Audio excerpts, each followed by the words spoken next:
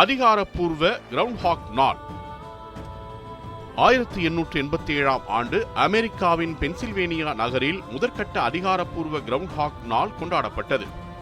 இது இன்று உலகம் முழுவதும் பிரபலமான ஒரு பாரம்பரிய நாளாக திகழ்கிறது.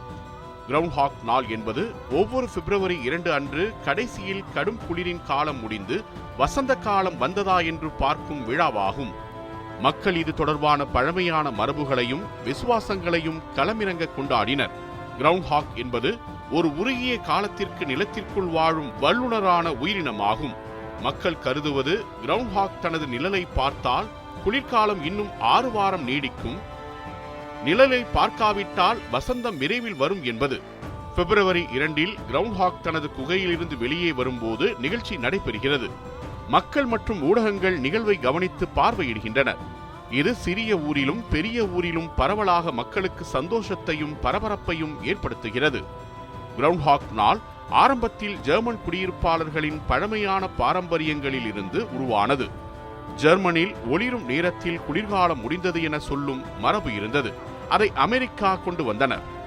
1887 பன்செக்ஸ்டோனியில் முதல் முறை அதிகாரப்பூர்வமாக நிகழ்ச்சி நடக்கும் போது நகர மக்கள் பங்கெடுத்தனர். அந்த நிகழ்ச்சி இன்று ஒருங்கிணைந்த சமூக விழாவாக மாற்றப்பட்டது. கிரவுண்ட் ஹாக் நாள் பூமி மற்றும் காலநிலை குறித்த பாரம்பரிய விசுவாசங்கள் மற்றும் மக்களின் கலாச்சார சிந்தனையை பிரதிபலிக்கிறது. இது மக்களுக்கு குளிர்காலத்தின் முடிவை எதிர்பார்க்கும் மகிழ்ச்சியை தருகிறது. ஊடகங்கள், குறிப்பாக அமெரிக்க தொலைக்காட்சி, நாளிதழ்கள் மற்றும் இணைய ஊடகங்கள் கிரவுண்ட் ஹாக் நாள் நிகழ்வை ஒளிபரப்பி உலகம் முழுவதும் பரவலாக்கின. இந்நாள் மக்கள் மற்றும் சுற்றுலா பயணிகளுக்கான ஈர்ப்பாக மாறியது.